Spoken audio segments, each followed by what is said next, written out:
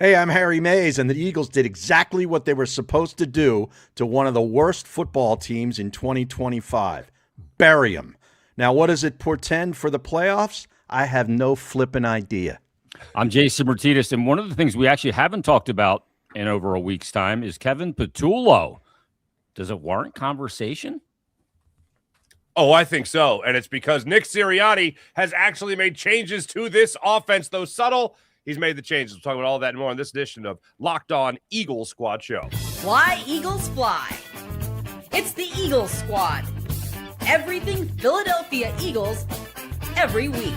Covering all the big hits and game-changing plays from the city of brotherly love. The way only the Locked On Podcast Network can. Get ready and squad up.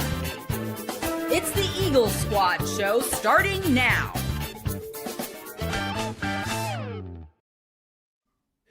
And we do thank you for making Locked On Eagles Squad Show your first listen every day, part of the Locked On Podcast Network, now the #1 podcast network out there for sports. This particular episode is brought to you by FanDuel. Make sure you check out FanDuel.com if you want to be right in the middle of the action this football season. Visit FanDuel.com and place your NFL live bets all season long. Ladies and gentlemen, we're going to get into what Nick Sirianni has tinkered with in this offense. And to Jason's point, why Kevin Patullo, Patullo, to Jason, why it seems like Kevin Patullo has less to do with this Eagles offense. Jalen Hurts' performance, Nick's changes, like I said, that he's made, Vic Fangio's defense, not acknowledging the shutout. I love that after the game. Nakobe Dean's level of play, and Daniels going down for the Commanders. All that on this episode. Let's jump into this, fellas, because if we ask the question, Harry, to the point of you're open, what do you get out of a Raiders game? I get exactly what you said. You did what you were supposed to do. This wasn't the type of game, Harry, where we were talking about, well, you know, the other players get paid too. The other team gets paid, but we scratched and clawed and found a way to win. No, they went out there and they spanked them. That's exactly what the Philadelphia Eagles, a Super Bowl champion, a Super Bowl hopefully contender, they'll prove that as this season winds down. That's exactly what they should have done against a Kenny Pickett-led Raiders squad. Yeah, I mean, geez, 1.8 yards per play. They had 7 first downs and 75 yards of total offense. I mean, that's not even a professional team. I'm sorry. I don't know what they're rolling out there. They've got some talented players on defense. I know their tight end is really good, and there's probably some other scattered players throughout that offense that are half decent. But my God, that is an embarrassment for Pete Carroll to be coaching this football team at his advanced age. Why don't you just go enjoy retirement, for God's sake, man? These people can't, Harry. They just can't. These timepieces can't. Seriously. Just go. They can't be irrelevant, I think it is. But, when I look at the game, the Eagles did exactly what they were supposed to do. And thank God, because maybe we can all just exhale and regather our feet. What does it mean going forward? I don't know. You go, okay, is that the perfect team at the perfect time for them to reset and, kind of get things moving in the direction and just bring the temperature down, right? Yeah. Of everything. So maybe that is what ends up happening. We'll see. But, there were things you like. On third down, they went for 10 for 13. Right. That's great because they have stunk on third down this year. Like you mentioned, Nakobe Dean's absolute wrecking ball. The game kind of was what it was, but what it means going forward, I don't know. I don't know how much Kevin Patullo is or is not involved. The Raiders should be relegated at this point. I think the Indiana football team would beat them right now. Ohio State would. Yeah. I think Ohio State would. Yeah. I mean, so they did everything they needed to do, and you take from it what you will. But, I mean, I think the big thing is that we still have to – the question that still needs to be answered. I asked this to Jeff Mosher today on the radio when he was on with Johnny Marks and I. Is the defense – if the offense is going to be inconsistent and at times, as it's been all season, is the defense good enough to get you to an NFC championship game, maybe another Super Bowl? And he said – his answer was – I think it's good enough, but as long as they don't have repeated 3-and-outs, that's the biggest key where you just keep as putting an them offense. back out there. As an offense. Don't wear out your defense. Right. Yeah, that's the big thing. And most made me think about that. And I really agree with that. That's a big factor. Defense is great, but don't overstress them. Yeah, it's the what we were talking about last time. Let the defense be on the sideline long enough to taste the Gatorade. All right. Yeah, exactly. Yeah, and they were obviously doing that. And one of the things I loved about this Raiders game, not only did they do what they were supposed to do offensively, but defensively, they did not only what they were supposed to do, but they put up the historic numbers. You talk about the 75 yards they allowed as a defense, Harry. That was incredible. You talk about the last time that's happened is the night 1955 at Connie Mack Stadium. The last time the Eagles did it at Connie Mack Stadium against the Chicago Cardinals. Jeez. Wow. Two of those things don't exist anymore. So that's Connie Mack Stadium or the Chicago Cardinals. That's great pull by you. Wow. Well, incredible. How about that? It sucks to be the Cardinals because the last time it happened in the NFL in general was against the Arizona Cardinals in 2023. And Harry, you might get this. Clayton Tooney was the quarterback, maybe, of the Cardinals when they put 49 yards. Wow. Something like that. I don't know that. I don't remember him. Pretty wild. Wow. Well, at least it wasn't the St. Louis Cardinals. Thank you. Right. They might have done a better job. Yeah. But on the offensive side of things here, to flip it over to that, to just talk about doing what they were supposed to do, you can't tell me that Nick Sirianni hasn't really, truly, not only taken over, more responsibility with the offense, but in essence, taken over the day-to-day game planning, while Kevin Patullo certainly is still calling more plays, or still calling the plays. In the Chargers game, I told you guys last week, I liked what I saw as far as a scheme. It was really weird, a very specific thing. The scheme I thought was good. The game plan, the strategy, go over the middle of the field, get Dallas Goedert more involved in that game. I was like, that's a good idea. Let's branch it out a little bit more, running a play off of another fake tush push. We really haven't seen that since the Tampa Bay Buccaneers game with Saquon Barkley. All that stuff to me, Jason, was showing the creativity and more involvement. Even though I know it's not, rocket science by Nick Sirianni, all of that was showing more influence from him than Kevin Patullo, because we haven't seen those things since the very beginning of the season. Yeah, and I think maybe I don't know how much Sirianni's kind of drawing up the plays and setting the menu for him to call the plays from. I'm not sure about that. I don't know that we'll ever know the truth about that, because I don't think we'll get a clear answer on it. But I believe there's been conversations with the GM involved also saying, guys, we got to start doing some things that are confusing defenses. There was a talking to at some point. We got to get more creative. We are predictable. And I think that was the message. And, they all got sat down, the offensive coaches, and it looks to me like they said, how can we, add more motion to our offense, add more variables to what the defense has to read. And if we can do that, then we regain the advantage of being the team that's dictating on the field instead of the other team knowing what we're going to do and being able to easily react to it. So, like I said, I'm not sure how much Sirianni is in the, kind of meat in the ground meat for the meatloaf, but I think he's part of that delivery of that message that we got to, everybody got to step it up here, because what we're doing is not working. Yeah, I think he's not only in the meatloaf, I think he's also making the sausage, and I think he's showing everybody else how to make the sausage as well. Why isn't he just a play caller all the time? It's one particular thing, and he might be doing it more. There was talk about Brian Johnson when Brian Johnson was here in 2023 about him doing more of the play calling than Brian Johnson was doing at the time. So maybe he is doing that. But as we all talked about it on the show before, that the only person that's going to take over play calling, it's not going to be Scott Loeffler. It's certainly not going to be Jeff Stoutland. It's not going to be anybody else. It's going to be Nick Sirianni, because he's the only one that won't want that shine, because he doesn't want to show up his boy Kevin Patullo. So I look at the first 7 games of this season, for instance, the first 7 games that Dallas Goedert played. Let's just take those. 7 touchdowns. 7 touchdowns. Gentlemen, 5 games then, you don't see Dallas Goedert hardly. You see him hardly involved in the offense. You don't see him in the end zone at all. And then over the last 2 games, since the report has come out about Nick Sirianni being more involved in the offense, Dallas Goedert has become one of the marquee targets. You see Jalen Hurts starting to run the football more. This to me is just, it doesn't scream like some epiphany from Kevin Patullo. It screams that there was other involvement. Jason, maybe to your point, maybe it was the front office. But my personal belief is if it's coming out that Nick Sirianni is the one that got more involved and not Howie Roseman gave the talking to, or Jeffrey Lurie, as he's been known to do over the years, starting to meddle a little bit more as his years of ownership go on, I have to believe what's out there, that it is Nick Sirianni saying, hey, guys, by the way, I know it's not it's not groundbreaking to run a shovel pass to Dallas Goedert or your tight end in the red zone, but it worked for us before. Let's do it again. Saquon Barkley getting his touches, getting Tank Bigsby involved a little bit more.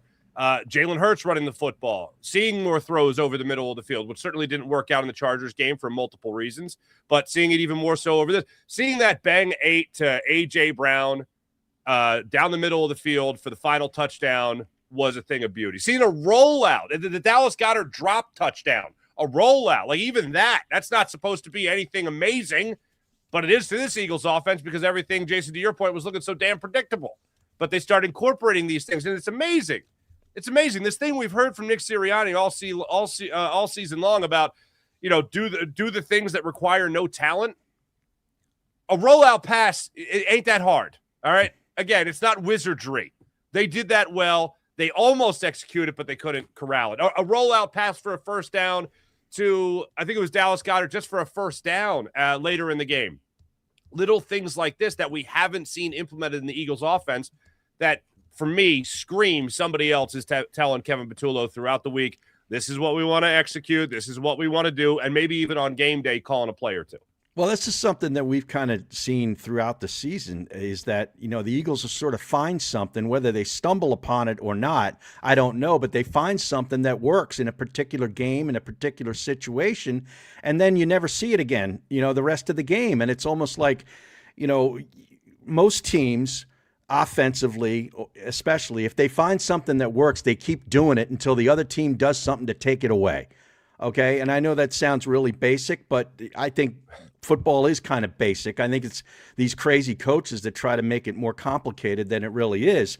And it's almost like they're hell-bent. Man, we worked on these 2-3 different plays in practice all week, and damn it, we're going to do it today. Whether it really works or whether it really fits or not, you know what I mean? Or you go away from something that is working because you're determined to get these plays in that you worked all damn week on. And it's that kind of stuff drives me nuts. Like, just go win the football game, bury this team, and just keep doing what you're doing until they take it away. And if not, okay, you didn't get to these certain amount of plays, big deal. Do it next week.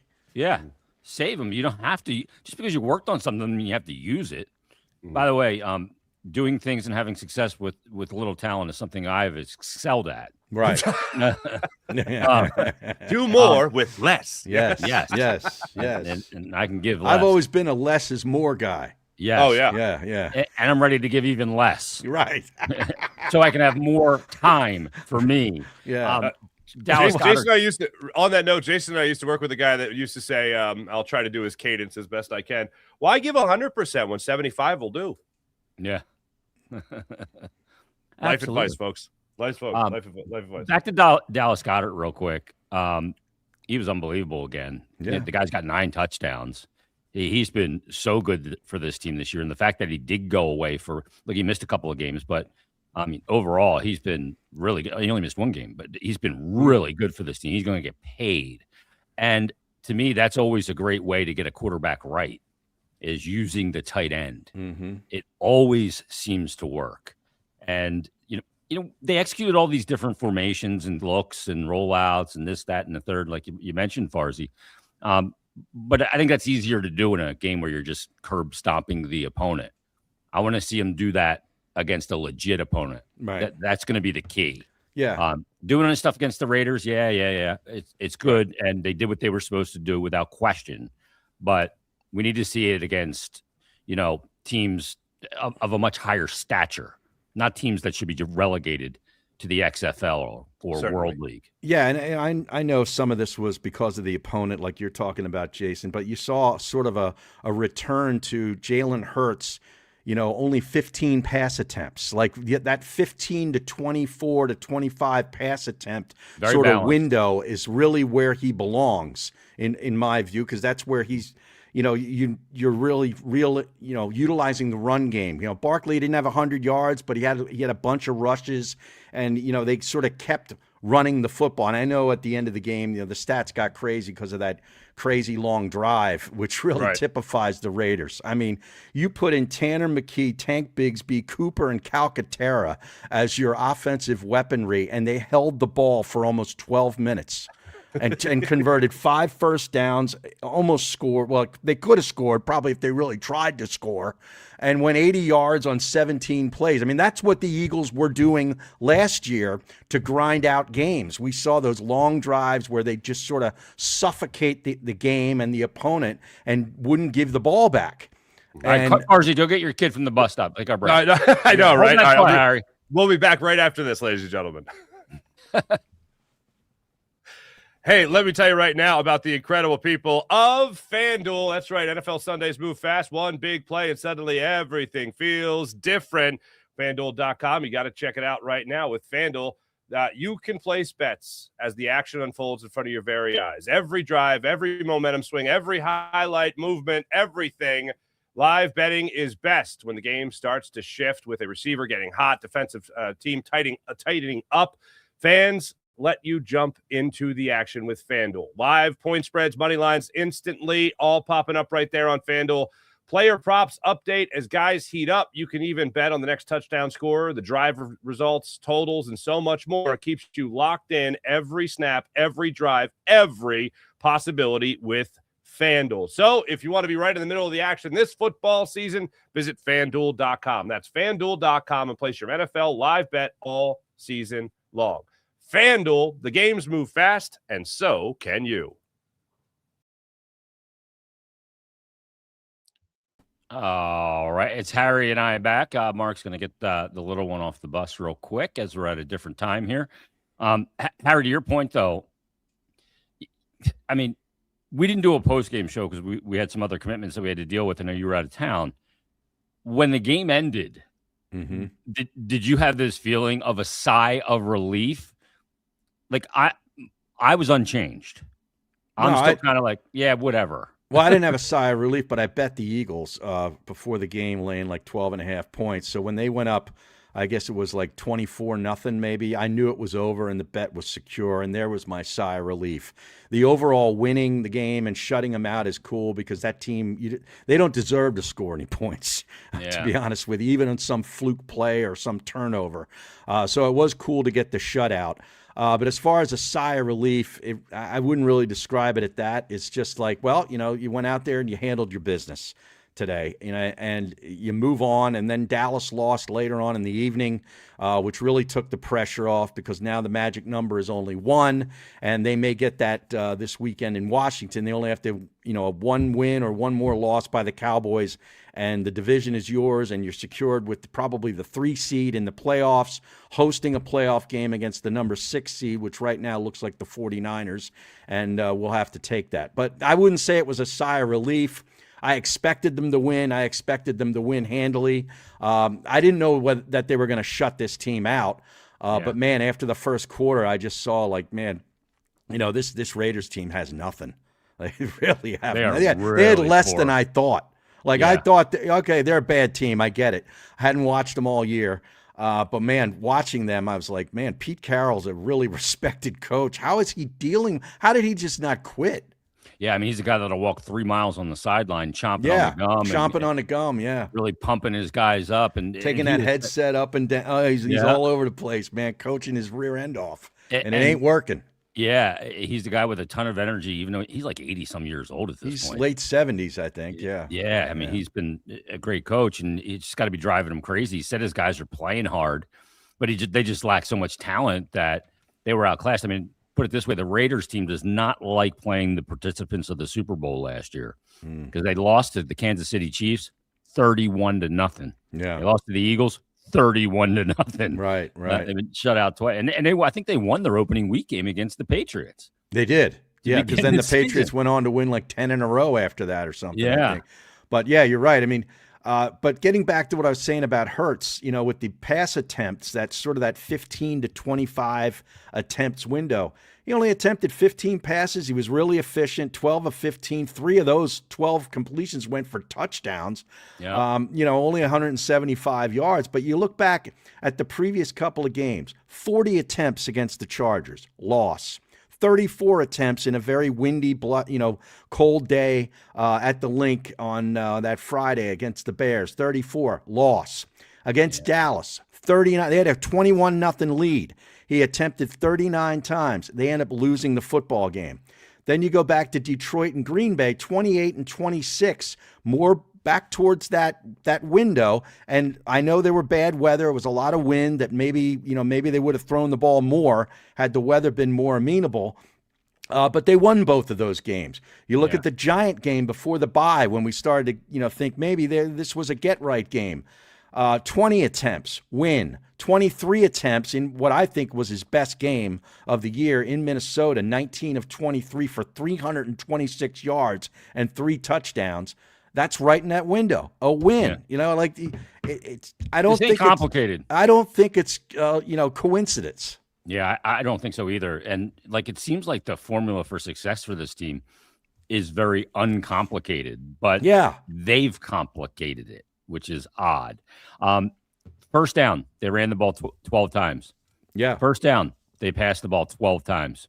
Balance. Very, very good balance. Yeah. Is that, Har, one of the reasons why one of the most important numbers of this game, 10 of 13 on third down, happened? I agree because, we focus on third downs, converting them, which obviously is important. But the thing about it is, you go back and look at some of these games, were they third and shorts? Because third and short used to be an automatic with this team. It no longer is because they've gotten away from the tush push because of all the injuries to the offensive line is my guess. So that's no longer a lock. But what you do on first down can really set up what you have to do on third down. And having more balance, keeping the defense a little off balance is going to help that. It's not rocket science. How many, because I didn't look at the play sheet on NFL.com. You look at the game book. It shows you how many times they were in shotgun versus not shotgun. Is there any idea? Did you go through those numbers? That up. I remember the numbers from the week before. It was 29 and 9. Okay. That they were in shotgun. 29 in shotgun, 9 not. Yeah, and they averaged 3.2 yards per play in shotgun in that game, in the loss. And I believe it was 2.2 yards per carry rushing attempt. And then under center, the 9 plays, they averaged 12.2 yards per play and 7.9 yards per carry. Yeah, so that's significant. Yeah, and if we see that, right? Why not deploy that more? Yeah. To me, if you deploy, I'm not asking for 100% of the time. No, I get it. There's a place for shotgun, third and long, third and 7, and I think on a third and 7, you go to shotgun and you spread the field out with 4 receivers, and you thin the middle of the field. And if there's nothing there, that's when Jalen Hurts can run up the middle for 8-9 yards and get you a first down. It makes his legs more valuable. Right. To me, I'm going to see if I can look up that number. Let's see here. The Eagles game. And it's the playbook, Harry? Yeah, the game. I'll find it. I'll go get it. You can it's on NFL.com. But I don't know. What was the vibe today on the radio about the Eagles? We actually didn't talk a lot about the Eagles today. Are you serious? Yeah. I think there's some fatigue right now when it comes to the Eagles, number one. And number two, the main talking points of either bench Hurts or, Kevin Patullo, Sirianni, 2023 all over again. It all kind of got quelled a little bit. I don't think there's a lot of people that go, well, they won this game, so now they're a Super Bowl contender. No. Although there probably are some people that believe that they're right back, to being where they thought they should be. I would not be included in that. I don't think this game means much, but no, because they did what they were supposed to do. But when I look at it, the people on the radio today, it really wasn't. There was no biting conversation. That's kind of the point I made before too. a win like this, taking care of business against the team you're supposed to beat the way they did, just brought the temperature down. Right. And Yeah, you just wonder what that can do for them. That's a great way to describe it. I mean, especially here locally with the firestorms that have been created and sort of, those storms got oxygen, week by week by week, and, started to really fester. And bringing the temperature down, I think, is a great way to describe it, because and there's no way that you can sort of come away with, watching this game and, yeah, it's great that they won, and it's great that they, won convincingly, but there's no way that you can sort of extrapolate that, I believe, into the playoffs and say, well, now they're ready to, to handle the 49ers, week one at the Link. I can't sit here and say that now, but I'm looking here at the first drive for the Birds, which usually tells you, really what their, the game plan was, and, the things that they worked on in practice. You can get a good idea for that. Barkley, first play, they were under center. Then they went for 2 plays in shotgun. Then they went for a play under center. Shotgun, under center. Shotgun, under center, under center, under center. Shotgun, under center, shotgun. Yeah. Which finished with a touchdown. So it's a pretty good mix. Yeah, that's a good balance. Yeah.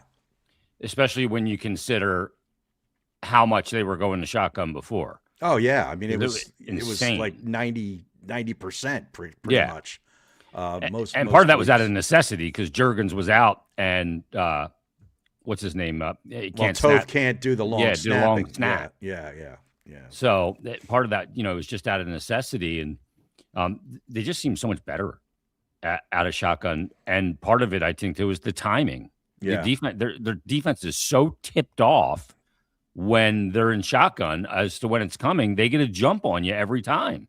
Yeah, and you very rarely see like a hard count from the Eagles, unless it's like, like a short yardage thing. To try and they end up punting it anyway. Right. Yeah. Right. Brandon Mann only punted once in this game. Yeah. And that wasn't because they went for a bunch of 4th downs. No. Which typically is the way it was. I mean, they got the penalty numbers down, which was only good. 3, right? Only 3 penalties. So, that's really good. No turnovers. They turned, Pickett over once, but so it was a real clean game. I mean, 27 first downs to 7. Yeah, Brandon Graham got 2 sacks. I was going to get to that because we weren't really talking about the defense, but my God, 4 sacks by the defense, 2 by Brandon Graham. So BG getting in the stat sheet, 6 tackles for loss as a team, 5 passes defended, and 9 QB hits. Yeah. Pickett he's not even a backup in this league to me. I mean, that's like 3rd string, borderline out of the league type of player, I saw on Sunday. Well, the other thing, too, is they controlled the game. They had the ball for 39-25. And a lot of that was exaggerated because that last drive, they had it for 11 minutes plus. Yeah. But my goodness, I mean, is that ever an indication that the Raiders are just packing it in? Like when you put the backups in and they go on a 17-play drive and then don't even score.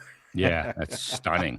Like, how can you have 17 plays and not score? Yeah, it's kind of hard to do. But that was your Tank Bigsby. Bigsby got a little run at the end of this game. I don't know why they just don't, put him in more in there, when the game is in play. I just don't understand it. The guy runs hard. He runs downhill. He runs well. It's like a change of pace. It's just a little bit different. And he's fresh when he comes in. The other thing with the game, too, is you look at it, and they kicked the crap out of them. And, you look at the defense and the way they played. And the one thing that Mosher also brought up today when John Marks asked him this question. We say Mosh. We say Mosh. The offensive line of the Raiders sucks. Yes. So we might get a little bit more indication on the defense with an offensive line that the Commanders have, even though the Commanders are packing it in. Yeah. And they are where they are this season. It's been a total disaster. They still have a pretty good offensive line. Mm. And when Brandon Graham's got a couple, he got 4 sacks on the day for the whole team, Nakobe Dean's a wrecking ball. We'll see maybe a little bit. We'll get maybe a little bit more reliable data and information. Yeah. Based on the offensive line of the Commanders. Yeah, a little bit of a short week. It's a Saturday afternoon 5 o'clock game, yeah, right? 5 o'clock game. So we'll be doing the postcast around, about 8 o'clock on Saturday night. And I'll be watching some of the college football games. I got a Flyers game during the day. Oh, geez. Why do the Flyers play? Why can't they just say, you know what, it's a football day. Let's just take a day off. Well, it's at Madison Square Garden, Harry. It's at the most important arena in the world as they play the Rags. That's a crock of you-know-what, too. Yeah, well, I don't disagree. World's #1 arena. Who says? Yeah. I didn't vote. Yeah, I didn't either. They didn't ask me. Says who? Yeah. America's team. Farsi was over in Rome, I bet, with the world's #1 arena, the Coliseum. Well, at least it's not the arena in Milan, Harry. That's not even close to done yet for the Olympics. Oh, yeah. What was that, Farsi? That's the OG arena. The OG, right. Yeah, you guys all just trying to be like us. That's what it is right there. Right. Fun fact, Coliseum had a retractable roof. Fun fact. Yeah. Oftentimes on Flyers postgame shows, I bring up to Brian Smith the expected goal models. He goes, expected by who? Yeah, exactly. Because they're like predicted by a computer based on where they were. Yeah. Well, that was like that Harry thing to say. Expected by who? That was like that lady in the Manja that one day saying that the Farmer's Almanac or something was saying we were going to have a bad winter. I go, who said? Remember you were down there with me? She goes, we're going to have a really hard window. I go, who said? Yeah. Because the first thing that goes in that head of yours is that's going to limit the amount of golf I can play. Yeah, exactly. Yeah. Who said? Says who? Harry has these retorts that are so quick and bitey. Yeah. Like when I forget who it was said, South Tunis goes, I was listening to Joe Torre this weekend. Harry didn't even think. Why? I said, why? And he couldn't even get to his point. He was going to be like, hey, I was listening to Joe Torre. He said this or blah, blah, blah. But Harry I listened to Joe Torre. Why? Joe getting strays. Yeah. That's a little shrapnel. So where do I rejoin you guys other than Coliseum talk? We're just like talking about the instant reaction of the game and some of the in-depth numbers of it. 12 rushes on first down, 12 passes on first down, shotgun numbers, but versus under center in the first drive, especially, which was really balanced.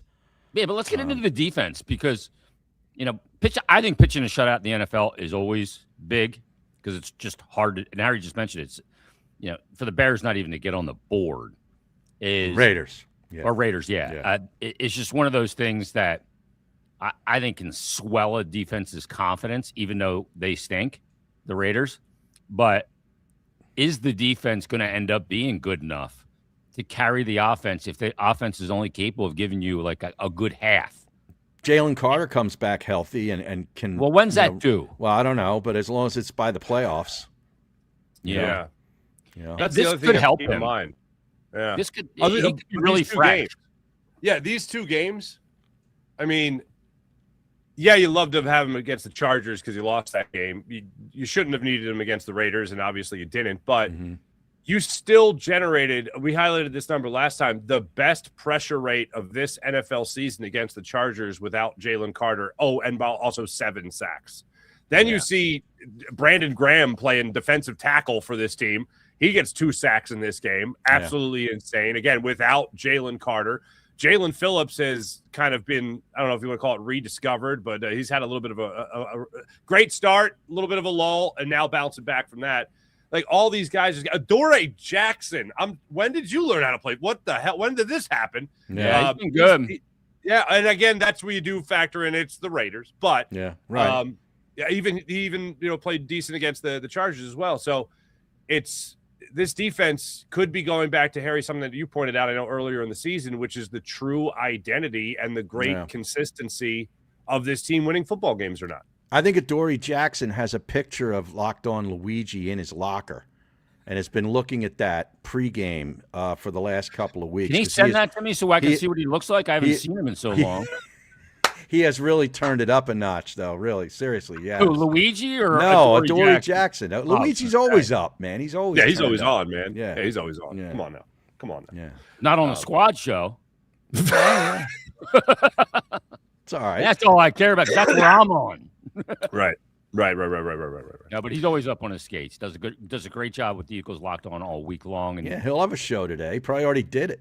well, one of the things he talked about last week, I remember talking to him when we did the midweek show, was about expectations. One of the things he was going to be talking about was, talking about expectations for the Eagles coming off the loss.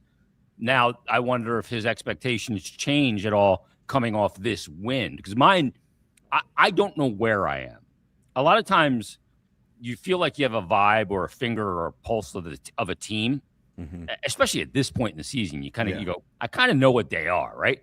I still don't know what this team is. I thought they were something for a while there, but then, and even coming out of the bye, with the Detroit win, the Green Bay win, the great defense, even though the offense struggled. And that's what, Harry, when you mentioned that this team's identity is defense. But right now, as we sit here, how many games in are they? 14 games in. I don't know what they are. I don't know what my expectation is. I expect them to win the division.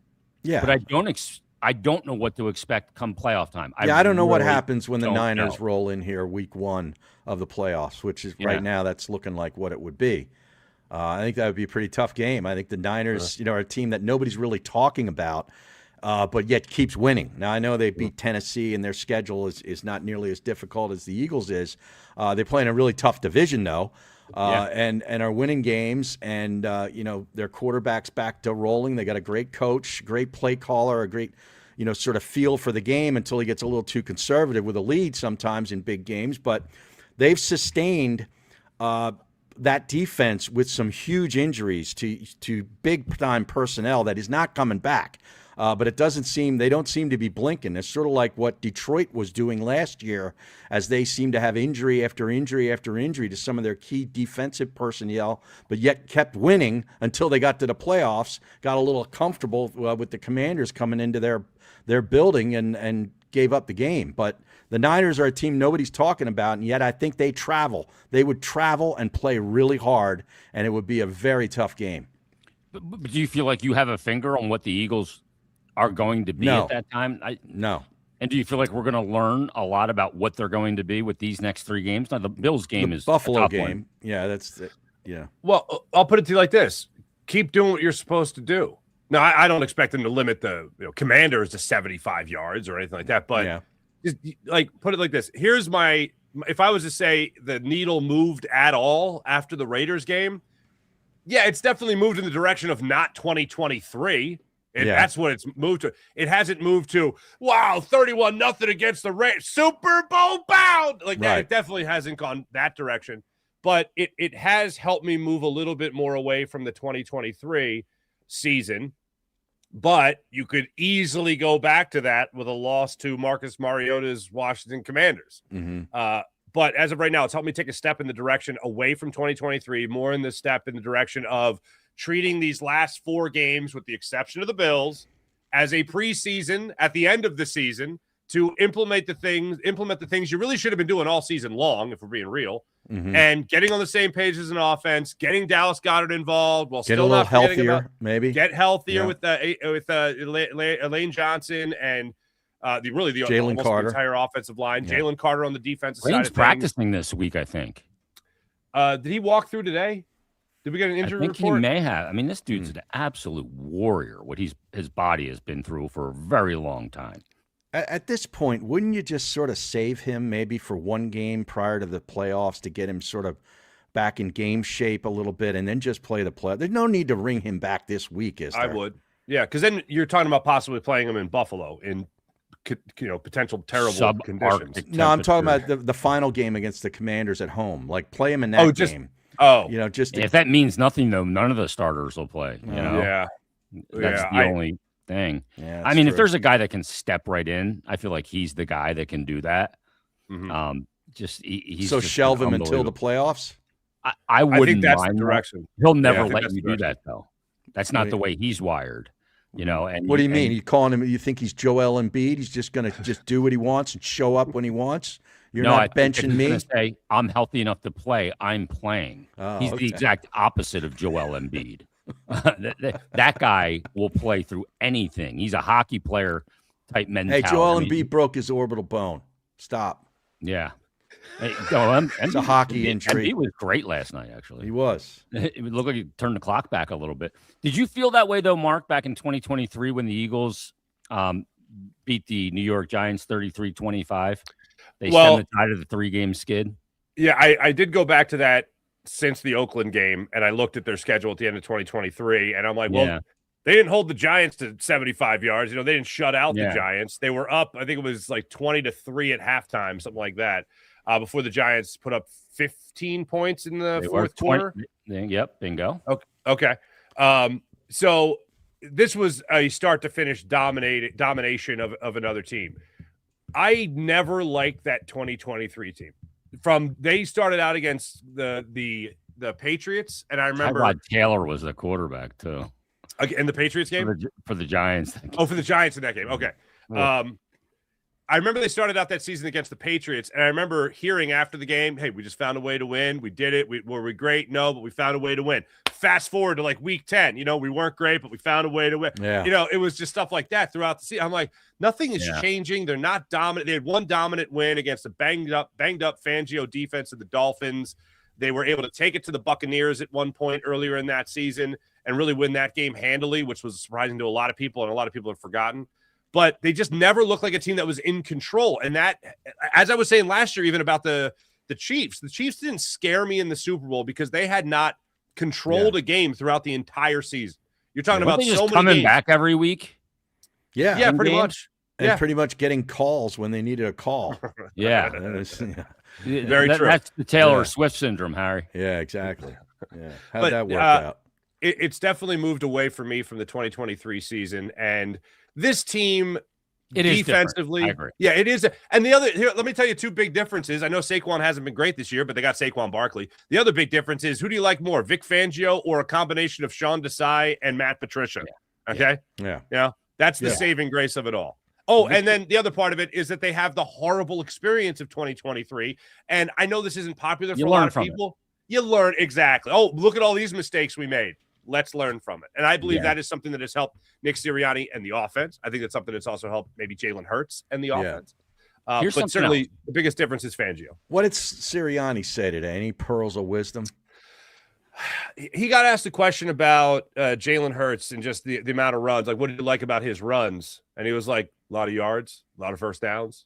That's what I liked. Like that kind of thing. Nothing that was really shedding light on anything. It was a lot of it was a standard issue press conference, especially for a short week, not wanting to give any information. Didn't talk about Jalen Hurts going down awkwardly on his last run of the game. Yeah. His last run before he threw the touchdown to AJ Brown in the beginning of the fourth quarter. Didn't really get into that. Didn't get into any injuries. Just talked about the short week, liking their short week schedule, stock stuff. Exactly. By the way, did you hear the clip in the locker room after this game against the Raiders where Nick Sirianni is addressing the team and he goes, all right, hey guys, great job. All right, we're on a short week again. What? Somebody in the background. What? And Nick Sirianni looks at him. Did you guys see this? No. Nick Sirianni looks at him and goes, yeah, we play Saturday. Anyway, so guys, we're going to be back on this, that, and the other.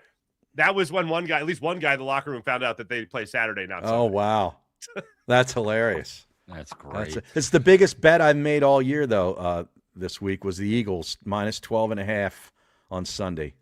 Yeah. Oh, wow. Nice. How about the one that I nailed on the Johnny Marc show on the Fanatic last Friday, Harry, for the lock segment? What do you got? What'd you have? Did I happen to take Minnesota outright? I did. Over Dallas? Over Dallas. Oh, wow. Yeah. Nice. I got a couple of DMs from people like, you're insane. Yeah. 6.5 point line. No way. They're back. But isn't that typically like this Dallas, this Dallas team of the last couple of years? Yep. It's like, playing at home against a team that really isn't all that good. All you need to do is keep winning. When you're home, win the games you're supposed to win and you might have a chance, and they go and blow that and give up all those yards and those points to McCarthy, who really has not been good this year. It's just typical of Cowboys. Yeah. Yeah. Ridiculous. It's beautiful when you think about it. Yeah. It really it's what it is. It's like it's beautiful is what it is. Are we due for a break? I don't know where we are due. We're over. Oh my goodness, great. No, I can't do that. Who's got Jason? Do you have this one? Yeah, I do. You're a good man. All right. We're back after this, ladies and gentlemen. Locked On Eagle Squad show.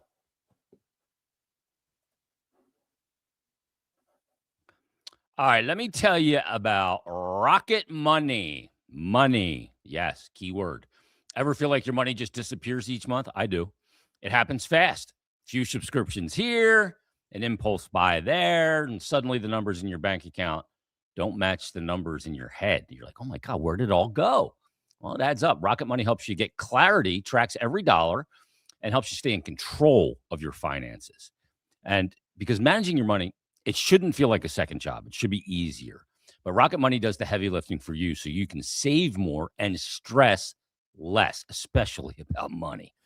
Choose the ones that fit your experience the most with Rocket Money. I mean, they got everything there for you. It finds multiple subscriptions, like maybe you got 2, sometimes 3 Netflix subscriptions or whatever it might be. You forgot you're paying for it, and it helps you clean them up so you're not duplicating payments. You can see all your spending on one dashboard, which makes it really easy to understand where your money's going. I also love how Rocket Money automatically builds budgets based on your past spending. It keeps you on track without overthinking it.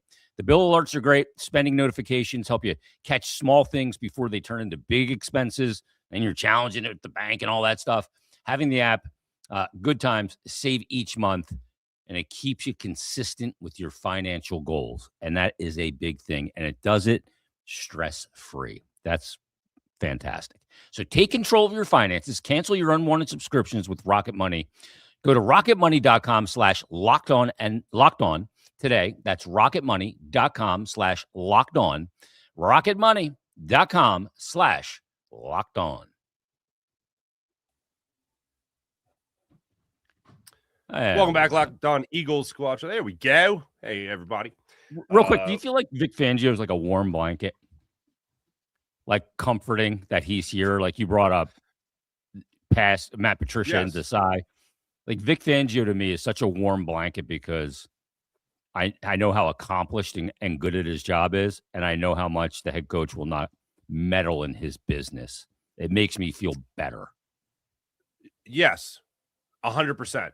Even more so than Jim Schwartz being here in my questionable play calling and decisions of Doug Peterson, like 1,000 times more. As a matter of fact, people forget that year. Crazy. What's that? Schwartz was crazy with the way he would deal with like 3rd and long. Oh, the sticks defense. He had. Yeah. But they also had one of the best defenses in the league that year. But obviously Brady put up some yards and points on him in the Super Bowl. But not enough. They were incredible. Right, not enough. They were incredible. But Fangio is just the type of guy that is not going to BS you. If you're seeing it, he's seeing it. It's not like, dude, what are you doing? Like, who has been the better option at opposite Quenyon Mitchell or not named Cooper DeJean? It is pretty much a toss up, unfortunately. Who's been the MVP on the defense? It's so hard. The MVP of the defense? Nobody throws to Quenyon Mitchell. Yeah, anymore. nobody throws his hard way. to give him the MVP when I think he was thrown 2 weeks ago. He was thrown at one time. Yeah, I've said it a couple of times throughout this season. Nakobe Dean? Well, Nakobe Dean had the late start. Yeah, but he has been great as of late. I would say Jordan absolutely. Davis? But Jordan Davis also had a big lull there. Yeah. But I'll answer the question with this. Quenyon Mitchell could absolutely be the guy because throughout this season, I have said many times throughout games, like, is Quenyon hurt today? Wait, he's playing, right? But they never target him. Right. They're looking his way and looking somewhere else real quick. Yeah. He makes whoever he's guarding a non-factor. He takes them out of the game, locks them out of the game. This past week, I know it was the Raiders, but I know I saw some other people echoing the same sentiment that, like, oh, wow, like, is Quenyon not even playing? That kind of thing. But if I had to go with one guy, I would probably go Cooper DeJean because he's the guy that you see out there. Stunning. Shocker. I mean, but in all seriousness, he's the guy that's always out there. He's always making plays. You see him make the plays. He is walking, talking, teach tape, boys. You know what I'm going to do? Talking, teach tape. All right, I'm taking Reed Blankenship then. Underrated, under the radar. Very underrated. A lot. Unsung guy. Kind of holds it all together back there. Well, like last year it was Vaughn, right? Leader. When he'd go out of the games, you knew it, man. Yeah. Yeah. This is true. I'll go This him. is true. Like, What about Bond you, the MVP Martinez? last year? Huh? Was Bond what? Was Bond the defensive MVP last year? Probably. I think he Either probably him or was. Jalen Yes, Carter. definitely. Yeah. No, he Yeah. definitely was. He was defensive player of the year candidate for All Pro. Absolutely. Yeah, he's all over it. The one thing we don't see with this tight camera shot, Harry, is the Cooper DeJean shrine and poster in Farzi's studio. In Farzi's basement there? Yeah. exactly. No, not the it's in the bedroom. Oh, above, it is the above bedroom? the master No. bed. Above Guys. the workbench, Harry.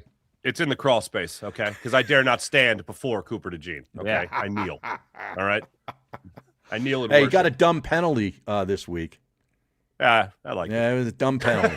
I thought it was a I great think, dumb I penalty. think they were Harry, off the I field. thought it was the greatest dumb penalty I've ever seen. Not dumb enough. Yeah. Of all the dumb penalties I've seen, that was the it best. was the best. And, in all honesty, though, Cooper DeJean for me, not even the star on that play. How about this one? You'll love this one. Quenya Mitchell in there won that smoke. Did you see that? Yeah. Quenya Mitchell comes trotting in there like, you messing with my boy? You Yeah. messing with my boy? I was like, damn, son, let's get Yeah. it. Let's get Let's it. go. I Because he's loved so it. bored. He's so bored. He's got to get some action. I know. You got to feel like, did I even play today? Yeah. It's You like know? we got Broke a we got sweat. we He got broke a small sweat on that. hands Pickett back there. He ain't gonna go my way. Are you serious? Yeah. He knows. Stop. He's been told about me. Right. Yeah. You have on there Dean's level, Nakobe Dean. I mean, Yeah. they have to seriously consider re-signing him. I mean, he was unbelievable. 8 tackles, 5 solo, 2 tackles for loss. He has been an absolute wrecking Can't ball. re-sign everybody. I know you can't, and you've got money allocated. You got the heir apparent, Mm-hmm. or as they said in the Sopranos, the hair apparent. The hair. But, but man, he has he's been great. really good. Yeah. All right. So, Yeah. so let me throw this. So this is a great point, Jason. It's a great point, Harry. Let me throw this at you. The Eagles are still paying a running back, a world we're not used to. Mhm. The Eagles are paying a linebacker, a world we're still not used to. Bond. Yeah. Right, exactly. Yeah. Now you mean to tell me after TJ Edwards wouldn't even be re-signed for like 3 years, 18 million? Alex Singleton wasn't even re-signed for, I believe, 3 years, about 18 million. Same thing, around that same ballpark. Now, all of a sudden, is that going to be too much money? It's not going to be enough, if you ask me, but is that going to be too much money for the Eagles to even throw in the direction of Nakobe Dean? Yeah. You got Jordan That's the Davis question. too to consider. Jordan Davis, Yeah. Jalen Carter, Quenyon Mitchell, Cooper DeJean. These are all guys that are going to be due within the next 2-3 years at, Yep. the longest. Yeah, but he's So- only 25. Dean, Yeah, he's Yeah. 25 years old. Well, practically Injury this whole history. defense is. I know that's the thing. Everybody's so damn The young. whole defense is young, really, except for Harry, BG. to your point, Harry, You know. actually, BG has several grandchildren on this Yeah. defense. which Right. is He's like the beautiful. Phillip Rivers of the defense. exactly. But you have so many guys. If ever there was a time where it was true that you can't re-sign everybody, it's when everybody's the same age. Yeah. Everyone's Like a essentially going stagger. to the same contract. Exactly. Yep. So I hope that. Hey, look, Howie, Yeah.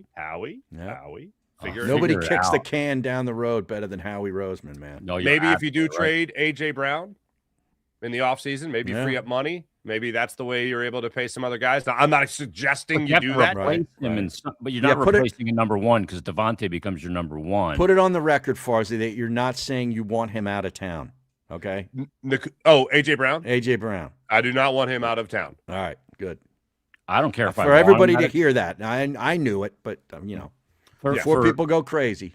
when it comes No, to okay. AJ Brown, it's not that I want him to leave, but he's leaving after this year. Probably.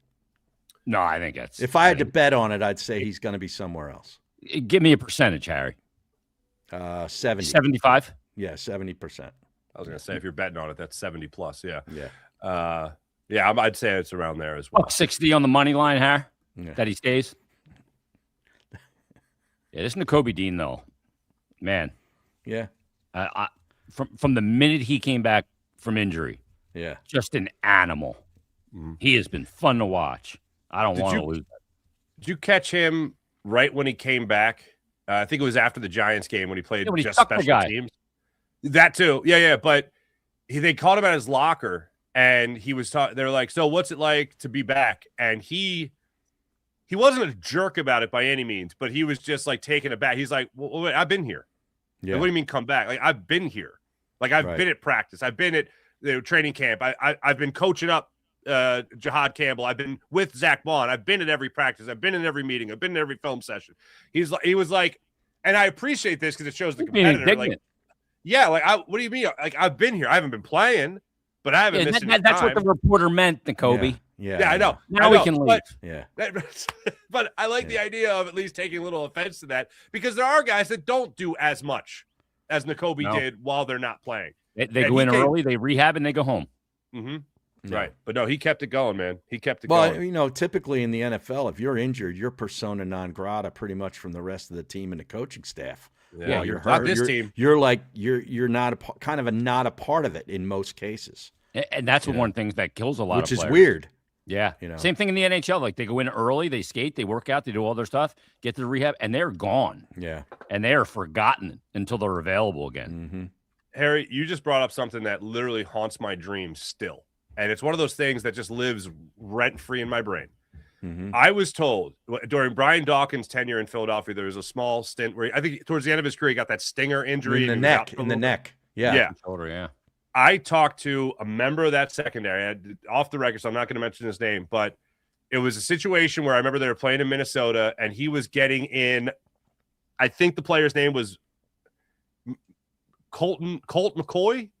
Was it Colt McCoy? That was a quarterback out of Texas. Who am I thinking of? Matt McCoy, former linebacker and special teamer, and like. Brian Dawkins got in his face to rev him up while Brian Dawkins wasn't playing. And this member of the secondary told me at the time, he's like, man, nobody wants to hear that from Brian Dawkins, man. Be quiet. And I was like, I'm sorry, what? Brian Dawkins, you want to be quiet? And he's like, he's not playing. If you're not playing, nobody cares what you have to say. Mm-hmm. And I just remember you can't lead. Yeah. And because you're not on the field it's of battle. It's a weird dynamic, man. It really is. Yeah. I learned that a long time ago. Yeah. And when I learned it, I was dumbfounded. You're basically excommunicated in a weird way while you're hurt, because they don't want to. They only want to deal with the guys they got. The guy that's going to be lining up for battle next to him. Strange. You become a glorified cheerleader. Is what you become. Yeah. You can't do more than that. You just can't. It's not in team sport. That's just the way it is. Wow, that's crazy. Did he have Dawkins that stinger of all people on the algae crumpler hit? It might have been. I remember. I remember doing his show that year, because he'd show up each and every week to do it, hurt or not, and he literally was sitting there like this. He couldn't turn his freaking head. Yeah. Like, because we had co-hosts on either side of him, and to talk, he had to sort of turn Herman his Munster whole body like that. Like it was that stiff. Couldn't move it. Yeah, I didn't know you did a show with him. So Yeah. Quentin Michael told you that, Farzi? It was not. Sheldon? Was Quentin even there? I don't know. Either I think Quentin he Michael or was. Sheldon Brown. I think he was. I am outing your source. I don't. You named two people that I have met. That's Yeah. it. Yeah. I've met Right. many people. I did a I've show met with many both people. of those guys at Kaminsky's. And they would rotate every other week. And there was one week where neither of those guys could do it, so they had to bring in somebody else. Yeah. And those shows, there were off-air Eagle shows, and it's about people coming out to the bar, drinking, eating, getting autographs. So that week they brought in Asante Samuel that neither of them could make it. Mm-hmm. Right? And when I tell you that Asante Samuel could barely walk into the bar because of the toke, the conversation we had was, I don't know if he had a clue what I was saying. Yeah. He enjoyed himself. Yeah. He was way ahead of his time. I remember Quentin Michael, though, was a big fantasy football aficionado. He was. He loved to play I did not fantasy know that. football. Yeah. And Asante was the guy, to bring it all full circle, who accused the front office of playing fantasy football. Remember that? That's right. Took that jab at him. When I did that show with Sheldon, was also because he brought it at my request, brought the mask, the Jason Voorhees mask, out to the remote and put it on. Yeah. Because he wore that one game in introductions because he was insulted. Yeah. Mm-hmm. And got fined. Some great deep Eagle knowledge, right? Oh, you're damn right it is. Hold on, let me pause this on Locked On Bengals, Harry. No. They're just worried about Joe Burrow. They got shut out too. Speaking of getting shut out in the NFL, how about that at home? Yeah, let me do the business here, gentlemen. I got to do the blink of a break. Blink of a break. 3, 2. And we're back. Goes over. Yeah, pretty much. I know we got another show to do. What are we doing? Thursday at noon? Yeah, noon? Is that Thursday what we're doing? noon. Yeah. Is Luigi locked in on that? He apparently he's confirmed. He's scheduled to appear, as they say in the business. Okay, there's a difference there, Harry. Yeah. This isn't just semantics. There is scheduled and confirmed. Scheduled. Are two different things. Scheduled to confirm. If he's not on Thursday. Should we just use him should we have like an injury report? Like probable? Yeah. Doubtful. Yeah. Doubtful. No, I'd list him as probable for Thursday. I'm with you. Right. Yeah. What I do know is you can hear him tomorrow and today. Yeah. On his daily locked on. He's every day, program. bro. Yeah, he is. He's locked in. He does a great job. Yeah. And he's fit in with us three idiots very well. Yes. It's not easy. It's not easy. God bless him. Our text exchange, he catches. You want to talk about shrapnel? He catches shrapnel. Yeah. Now, he's the young guy of the bunch. Yeah. Mm-hmm. So that's how you got to make your way in this business. There you go. All right, I see the candles going out in the Chapel Day Cooper, so I got to make sure I relight that. We're going to be back with you guys Thursday at noon. Burning flame. Right here. I should just go with the oil candle. What am I even thinking here? Yeah. This is Locked On Eagle Squad Show. Make sure you guys like and subscribe. And yes, do check out Louis DiBiase each and every day on Locked On Eagles YouTube channel. Like and subscribe. Harry Mays, Jason Martinez, Marc Barzetta. Back with you guys Thursday at noon. We'll see you guys then.